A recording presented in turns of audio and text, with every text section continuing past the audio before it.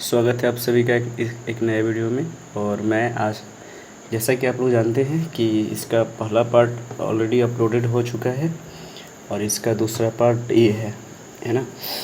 यानी कि पहले पार्ट में हम लोग 25 प्रश्न देखे थे और इस पार्ट में भी हम लोग जो है 25 प्रश्न देखेंगे। ठीक है, चलिए बिना देर की वीडियो को शुरू करते हैं। और जो लोग जो है पार्ट 1 नहीं देखे होंगे वो पार्ट 1 जल्दी से देख लीजिए, क्योंकि बिना पार्ट 1 के आपको ये अधूरा लगेगा। ठीक है, तो शुरू करते हैं। 26वां प्रश्न बोल रहा है कि कोशिका भित्ति बनी होती है। कोशिका भित्ति होती है तो कैसी होती है इसी? अर्ध पारगम्य, सपाट या पारगम्य, इनमें सभी। तो कोशिका भित्ति जो होती है वह पारगम्य होती है, क्योंकि उसके अंदर कुछ कुछ छिद्र होती है, उसकी सतह से जो पदार्थ होती है आंतरिक वह बाहर आसानी से आ जाता है, तो ये पारगम्य होता है। 27 प्रश्न बोल रहा है कि जब किसी जीवित कोशिका को अति पराशरी बेलन में डाला जाए तो क्या होगा। ठीक है, तो पहला ऑप्शन है कोशिका संकुचित हो जाएगी, कोशिका फूल जाएगी, है ना, वैसी रहेगी, या इनमें से कोई नहीं। तो इसमें कोशिका जो है संकुचित हो जाएगी।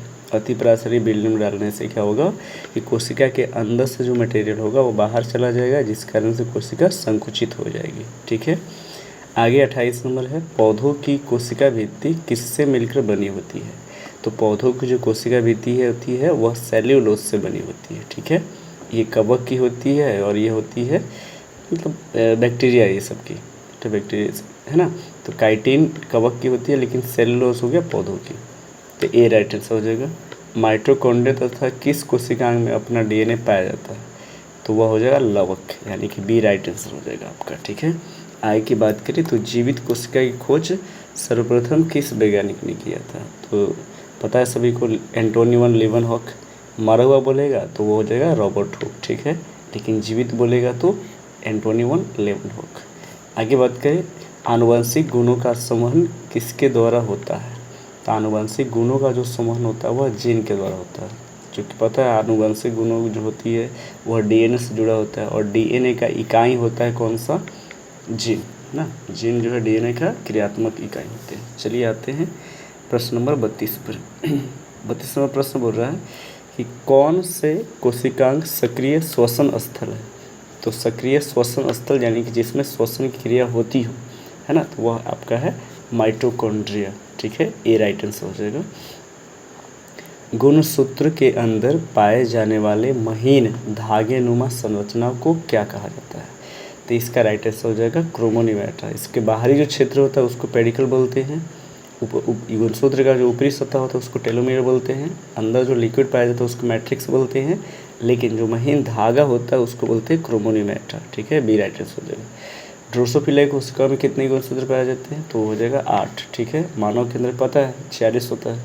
ठीक है, तो ड्रोसोफिला में 8 हो जाएंगे। ठीक है, कोशिकांग कहाँ पाया जाता है, तो केंद्रक में, लवक में, राइबोसोम में या कोशिका द्रव्य में। तो राइट आंसर हो जाएगा आपका कोशिका द्रव्य में। ठीक है, आगे बोल रहा है कि झिल्ली युक्त कोशिकांग किसमें नहीं पाए जाते हैं। तो आपको जो है बताया पता होगा कि जिसमें झिल्ली युक्त कोशिकांग होते हैं उसको बोलते हैं यूकैरियोटिक, नहीं होते हैं किन में, तो प्रोकैरियोटिक, यानी कि बी राइट आंसर हो जाएगा। ठीक है, अंतःप्रद्रवी जालिका की दीवारें किस प्रोटीन की बनी होती है। तो अंतःप्रद्रवी जो जालिका होती है उसकी दीवार जो होती है वह लाइपोप्रोटीन का बना होता है। ठीक है, जो डीएनए होता है ना वह हिस्टोन प्रोटीन का बना होता है। ठीक है, कोशिका का सतही क्षेत्रफल किस कोशिकांग के कारण बढ़ जाता है, तो वह हो जाता है अंतःप्रद्रवी जालिका। एक नलिकाओं का समूह होता है जो सभी कोशिकाओं को पोषक पदार्थ प्रदान करता है। ठीक है, आगे की तरफ बढ़ते हैं।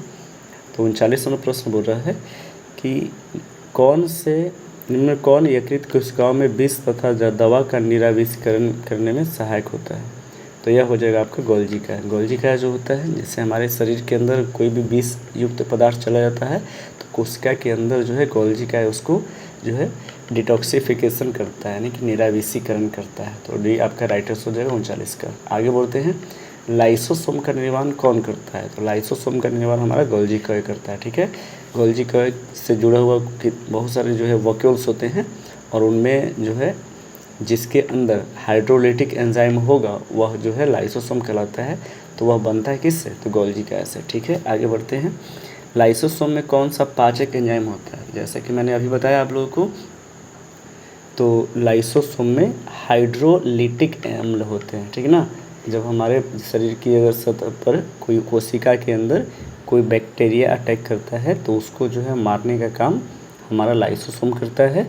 और वह जो उसके अंदर कौन सा केमिकल होता है, तो हाइड्रोलिटिक अम्ल होते हैं, एक तरह के केमिकल एंजाइम होते हैं जो है वायरस या बैक्टीरिया को मारने में सहायक होते हैं। आगे बात करें, निम्नलिखित में कौन पौधों की जड़ों में खाद्य संचय का कार्य करते हैं? तो खाद्य संचय का कार्य आपका जो है ल्यूकोप्लास्ट करता है, ठीक है। क्लोरोप्लास्ट में होता है क्लोरोफिल, जिसका पत्तियों का रंग हरा होता है, जो प्रकाश संश्लेषण में सहायक होता है। क्रोमोप्लास्ट की बात करें तो यह जो पौधों के फूल और फल को रंग प्रदान करता है ना। फ्यूकोप्लास्ट कोई होता नहीं है, तो आपका सी जो है राइट आंसर हो जाएगा, यानी कि ल्यूकोप्लास्ट, ठीक है।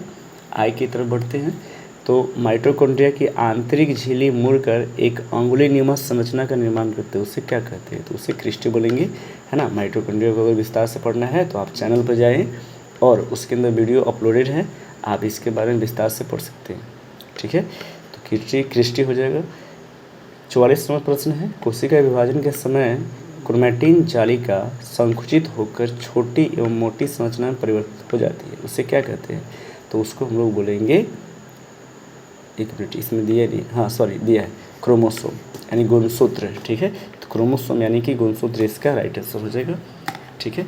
आगे बढ़ते हैं, और प्रश्न नंबर जो है कौन सा आ जाएगा आपका? तो 45 यह बोल रहा है कि आरएनए का संश्लेषण कहाँ होता है? तो आरएनए का जो संश्लेषण होता है वह केंद्रिका में होता है, ठीक है। केंद्रिका होता है जो केंद्रक के अंदर पाया जाता है, तो आपका सी राइट आंसर हो जाएगा। आगे की बात करें तो प्रश्न नंबर बढ़ते हैं हम लोग 46 में। 46 बोलता है कि गुणसूत्रों के दोनों क्रोमेटिड्स जिस स्थान पर एक दूसरे से जुड़े रहते हैं वे क्या कहलाते हैं? तो गुणसूत्र का जो क्रोमेटिड्स होता है जिस स्थान पर जुड़ता है उसको बोलते हैं हम लोग जो है सेंट्रोमियर, यानी कि सी राइट आंसर हो जाएगा, ठीक है। सेंट्रोमियर मत भूलिएगा। आलू के पौधों की कोशिकाओं में कुल कितने गुणसूत्र पाए जाते हैं? तो हो जाएगा 48, यानी कि मानव से 2 ज़्यादा, ठीक है। 48 गुणसूत्र पाए जाएंगे आलू की कोशिकाओं में। ऐसे आगे बढ़ते हैं 48 में, ऐसे कोशिकाओं का नाम बताए जो कोशिका में बने पदार्थों का संचयन, रूपांतरण तथा पैकेजिंग करता है, ठीक है। तो इसका हो जाएगा क्या आपका? गोल्जी का, ठीक है। गोल्जी का इसका राइट आंसर हो जाएगा, ठीक है। पैकेजिंग इस सब काम कौन करता है? गोल्जी का। कोशिका द्रव्य तथा केंद्रक के सम्मिलित रूप को क्या बोलेंगे? तो इसके सम्मिलित रूप को बोला जाएगा आपका जीव द्रव्य, ठीक है। ए राइट आंसर हो जाएगा। एक ऐसे कोशिका का नाम बताए जो अपना आकार बदलती रहती है, तो वह हो जाएगा अमीबा, यानी कि बी राइट आंसर, ठीक है। सो ये आपका है 50 क्वेश्चंस कंप्लीट हो जाएंगे, है ना। यानी कि हमने ये इस टोटल जो 50 प्रश्न है उसको हमने 2 पार्ट में पूरा क्लियर कर लिए हैं, है ना। तो आप जो है आपको आई होप कि आपको ये वीडियो अच्छा लगा होगा, है ना। तो आप दोनों पार्ट देख करके और इस चैप्टर को ये करें। हाँ, यदि इस चैप्टर को विस्तार से पढ़ना है तो ऑलरेडी चैनल पे जो है वीडियो अपलोडेड है, आप उसको विस्तार से पढ़ लीजिए और उसके बाद इसको आनंद उठाइए, ठीक है। मिलते हैं अगली वीडियो में।